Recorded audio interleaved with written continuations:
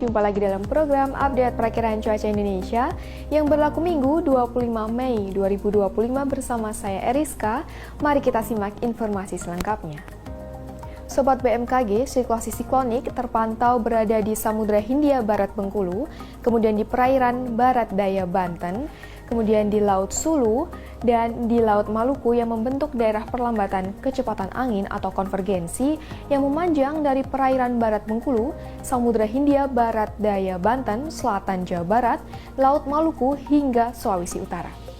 Daerah konvergensi lainnya terpantau berada di perairan utara Aceh hingga Laut Andaman, kemudian Sumatera Barat hingga Lampung, dan di Selat Makassar, Kalimantan Selatan, Sulawesi Tengah hingga Sulawesi Barat, dan Papua Barat. Kemudian untuk daerah konfluensi diprediksi terbentuk di Laut Andaman, kemudian di Laut Cina Selatan, di Samudra Hindia Selatan Pulau Jawa, dan di Samudra Pasifik Utara Papua Barat. Kondisi tersebut mampu meningkatkan potensi pertumbuhan awan hujan di sekitar siklus siklonik dan di sepanjang daerah konfluensi atau konvergensi tersebut.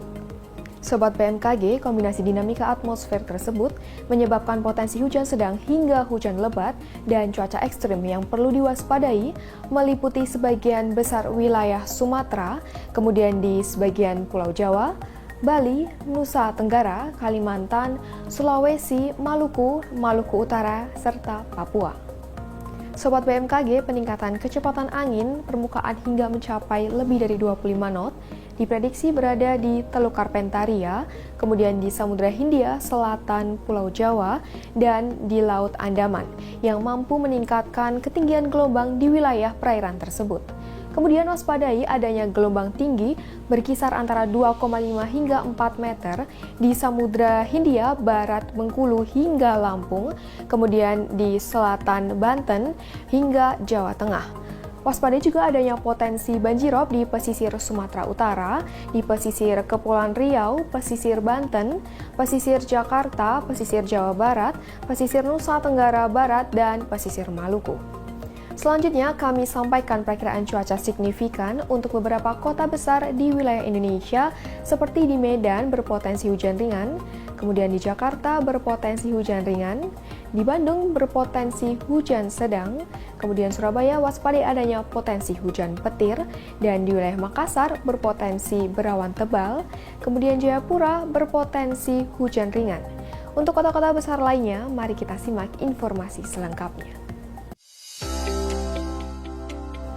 Perakiraan cuaca kita awali dari Pulau Sumatera diperkirakan berawan tebal di wilayah Banda Aceh, Pekanbaru, dan Padang. Kemudian diprediksi untuk terjadinya hujan ringan di wilayah Medan dan Tanjung Pinang. Masih di Pulau Sumatera diperkirakan hujan ringan di wilayah Bengkulu, Jambi, dan Palembang. Waspadai terjadinya hujan petir di wilayah Pangkal Pinang dan Bandar Lampung. Beralih ke Pulau Jawa diperkirakan hujan ringan di wilayah Serang, Jakarta, Semarang, dan Yogyakarta.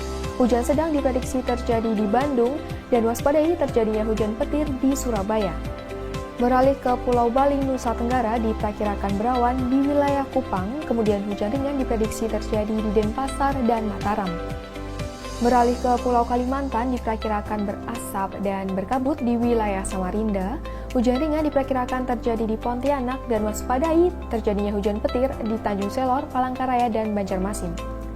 Beralih ke Pulau Sulawesi diperkirakan berawan tebal di Palu dan Makassar, diperkirakan hujan ringan di Mamuju, Gorontalo, Manado, dan Kendari. Beralih ke timur Indonesia diperkirakan hujan ringan terjadi di Ambon, Manokwari, Nabire, Jayawijaya, Jayapura, kemudian hujan sedang terjadi di Sorong dan Merauke, waspadai terjadinya hujan petir di Ternate.